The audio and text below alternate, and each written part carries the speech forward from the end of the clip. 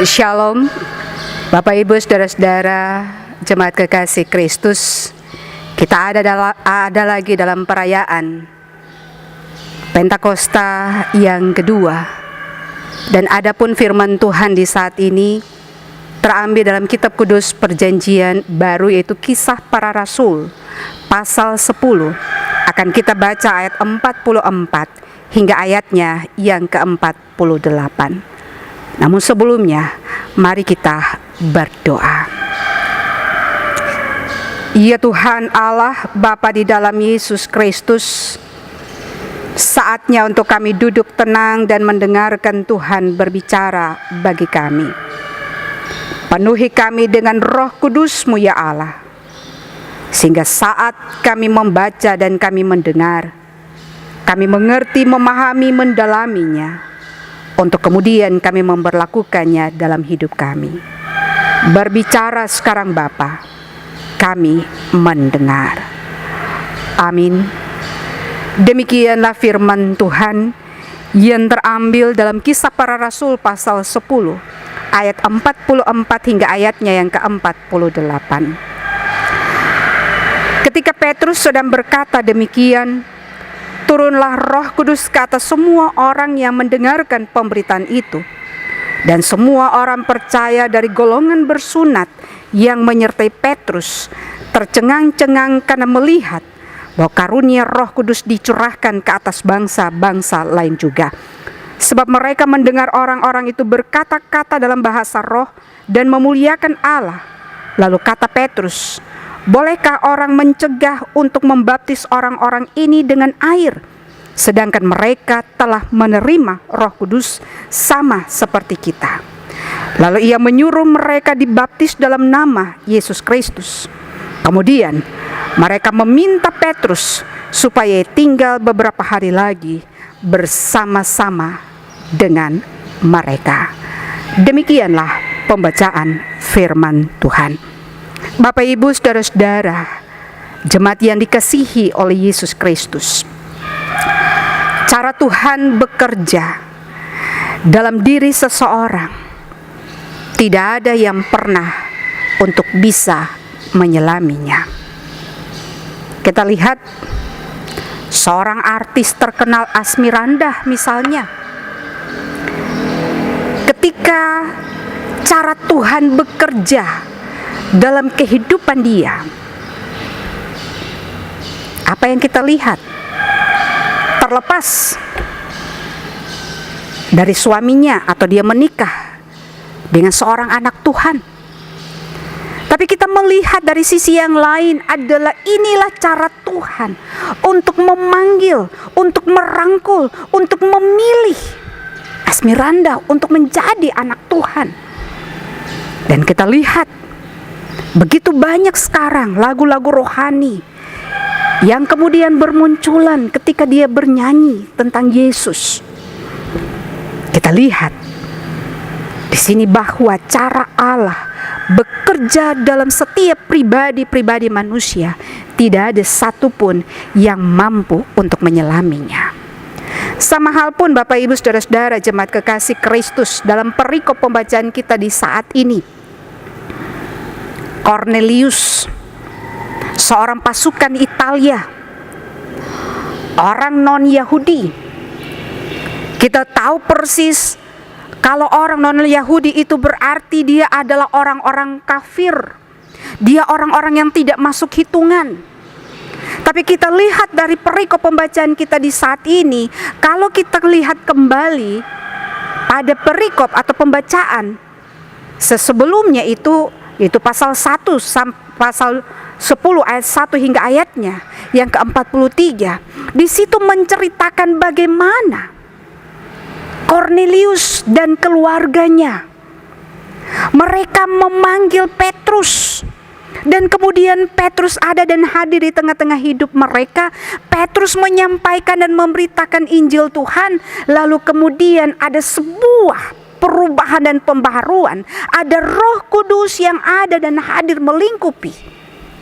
Dan karena itu peristiwa atau percakapan yang terjadi dari Petrus kepada Cornelius dan seisi keluarganya terjadi karena yang pertama, Kornelius adalah orang yang saleh, orang yang taat, orang yang setia, orang yang takut akan Tuhan. Padahal dia bukan orang Yahudi. Dia bukanlah orang yang kenal dan tahu persis tentang Yesus. Tapi dia malah betul-betul takut kepada Tuhan. Dan wujud nyatanya adalah dia memberi sedekah. Hal lain juga yang kita perhatikan dalam perikop pembacaan kita di saat ini, Bapak Ibu Saudara-saudara jemaat kekasih Kristus, bahwa dalam proses pemanggilan yang terjadi baik kepada Petrus tapi juga kepada Kornelius, kita lihat bahwa panggilan Allah kepada Petrus adalah karena memang Allah mencari Petrus, dan kemudian Allah memilih dan memanggil dia. Tapi hal yang beda terjadi dengan diri Kornelius. Dia bukan Allah yang memilih, dia bukan Allah yang mencari, tapi malah dia sendiri yang mencari Allah. Ada dua sisi perbedaan kehidupan yang luar biasa yang hendak Allah perlihatkan. Bahwa Allah bisa saja memanggil orang karena Allah berkenan atas orang itu. Tapi di sisi lain, ada juga orang yang betul-betul merindukan kehadiran Allah, dan karena itu dia mencari Allah dan hadirat Allah. Hal yang ketiga yang kita catat dalam perikop pembacaan kita di saat ini adalah bahwa saat ada dalam perubahan dan melakukan kehendak Allah, itu semua dilakukan adalah karena Kornelius berdoa kepada Tuhan. Bukan cuma Kornelius, tapi Petrus pun ketika dia berdoa kepada Tuhan, dia meminta hikmat daripada Tuhan dan dia mendapatkan jawaban itu daripada Tuhan. Kita lihat bahwa ketika Kornelius dia taat, dia setia kepada Tuhan, dia berdoa kepada Tuhan, dan akhirnya Allah menuntun dia, Allah memimpin dia, Allah membimbing dia, dan dia pada akhirnya menyuruh orang untuk pergi dan bertemu dengan Petrus, memanggil Petrus untuk ada dan hadir tengah-tengah hidup rumah tangganya. Karena berdoa, Petrus yang adalah hamba Tuhan meminta petunjuk daripada Tuhan apa yang harus dia lakukan dalam tugas tanggung jawab pelayanannya. Artinya Bapak Ibu Saudara-saudara kekasih Kristus, sebuah perubahan itu akan bisa terjadi dalam diri orang. Tuhan akan menuntun, Tuhan akan membimbing, Tuhan akan memberikan hikmat adalah ketika orang itu berdoa kepada Tuhan. Hal berikut yang mau dikatakan dalam perikop pembacaan kita di saat ini adalah bahwa peristiwa yang terjadi dalam keluarga Kornelius sama seperti dengan pencurahan Roh Kudus. Pada saat pencurahan Roh Kudus, banyak orang menjadi percaya. Tapi perbedaannya di sini adalah bahwa pada saat Roh Kudus itu terjadi di dalam kehidupan Kornelius dan semua orang yang ada di situ, mereka kemudian dibaptis. Pembaptisan menunjukkan ada sebuah perubahan. Pembaptisan menunjukkan ada sebuah pertobatan. Pembaptisan menunjukkan ada sebuah penanggalan kehidupan lama dan ada dalam kehidupan yang baru.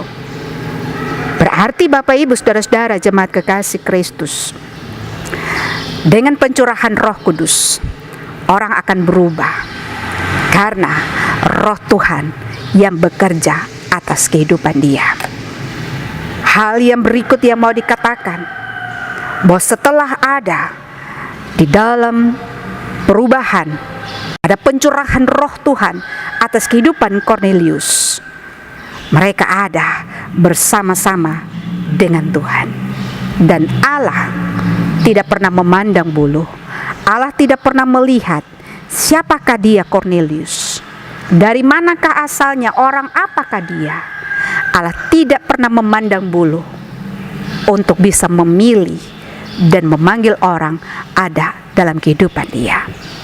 Bapak Ibu saudara-saudara jemaat kekasih Kristus, hari ini kita boleh merayakan hari pencurahan Roh Kudus yang kedua.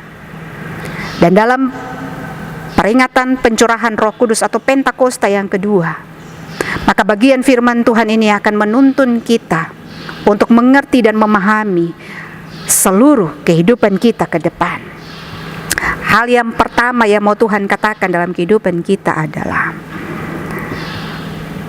Kornelius, dia bukan siapa-siapa. Dia bukanlah orang Yahudi, tapi toh dia mau cari Tuhan.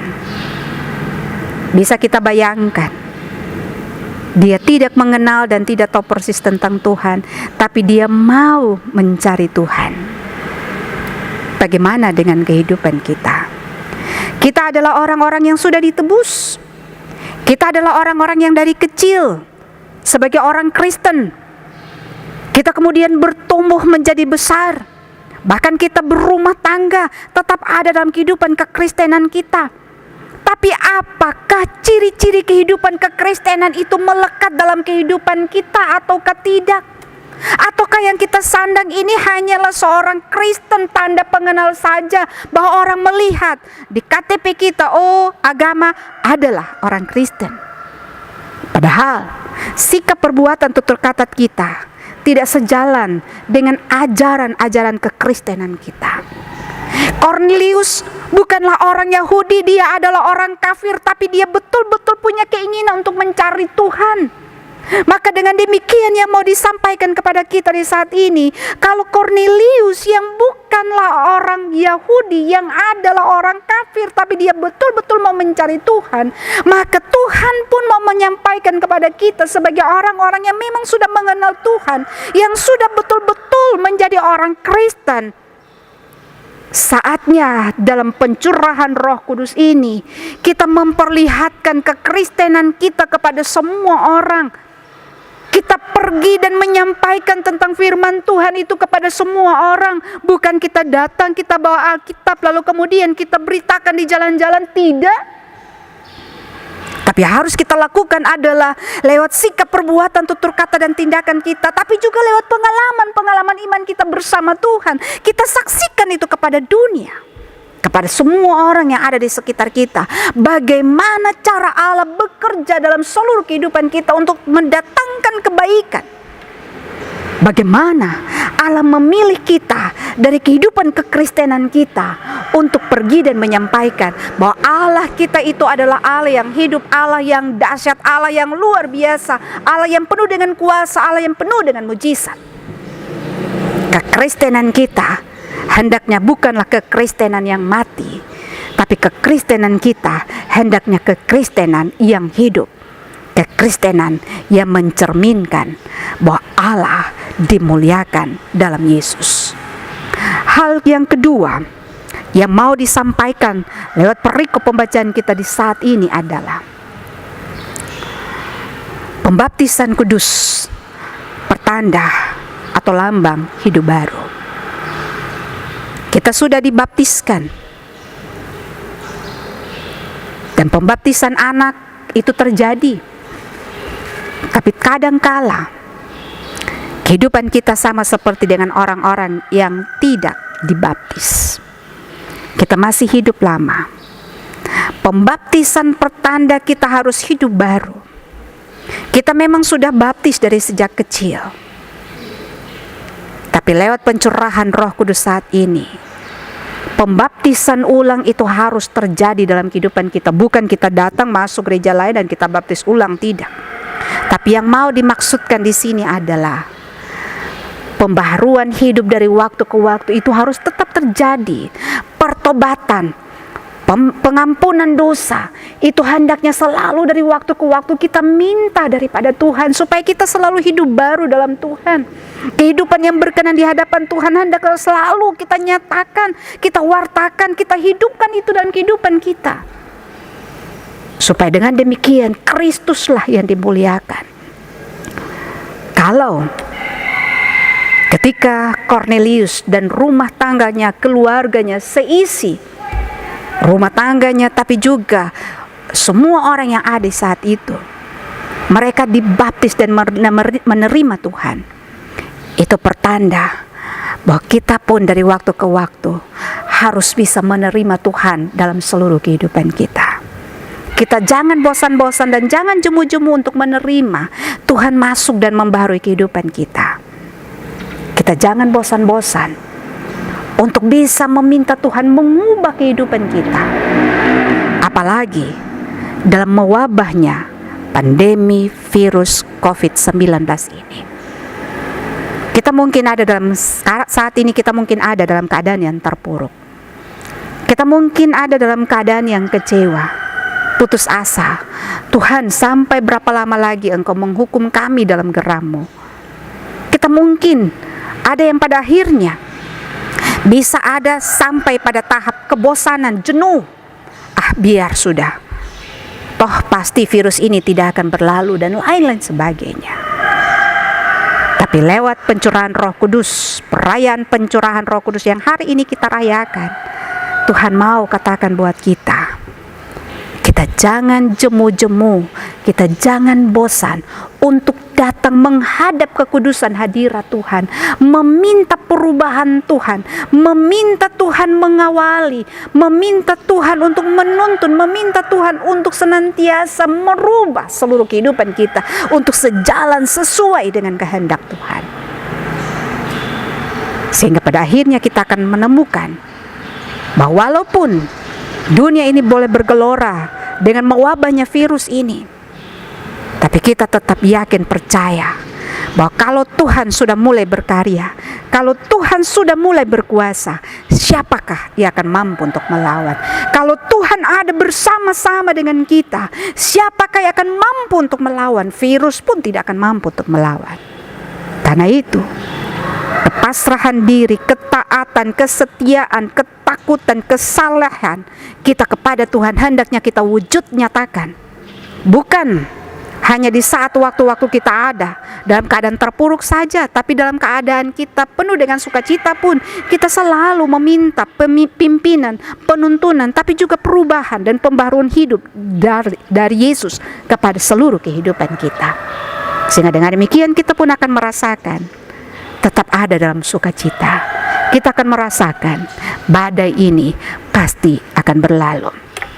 Hal yang ketiga yang mau Tuhan katakan, bahwa saat Tuhan memilih seseorang, Tuhan tidak pandang dia siapa, dari mana asalnya, bentuknya, rupanya, model apa. Tidak, Bapak Ibu Saudara-saudara. Ketika Tuhan mau pakai seseorang, ketika Tuhan memilih seseorang, ketika Tuhan memanggil seseorang, Tuhan pun punya cara tersendiri. Bukan Tuhan pakai cara bahwa ketika dia akan jadi majelis jemaat dulu, ketika dia akan jadi pendeta dulu, tidak. Tapi ketika Tuhan pakai seseorang, Tuhan pun punya cara, dengan berbagai macam cara dia akan buat. Bisa saja lewat pekerjaan-pekerjaan kita, bisa saja lewat masalah-masalah yang kita alami, bisa saja lewat segala hal yang apapun yang ada dalam kehidupan kita, bisa Tuhan pakai itu untuk bisa menjadikan kita alat kesaksiannya. Tapi hanya kini tinggal kita untuk bisa meresponi semua apa yang Tuhan berikan kepada kita, termasuk talenta-talenta yang ada pada kita. Sekali lagi, Tuhan tidak pernah memandang muka. Ketika Allah memilih seseorang, Tuhan tidak melihat statusnya apa, kedudukannya apa. Tapi yang Allah mau pakai adalah orang-orang yang berkenan kepadanya. Allah mau pakai kepada orang-orang yang betul-betul percaya kepadanya. Mari Bapak Ibu Saudara-saudara jemaat kekasih Kristus, maknailah perayaan Pentakosta kedua ini dengan kehidupan yang mau mencari Tuhan, bukan tunggu Tuhan cari kita.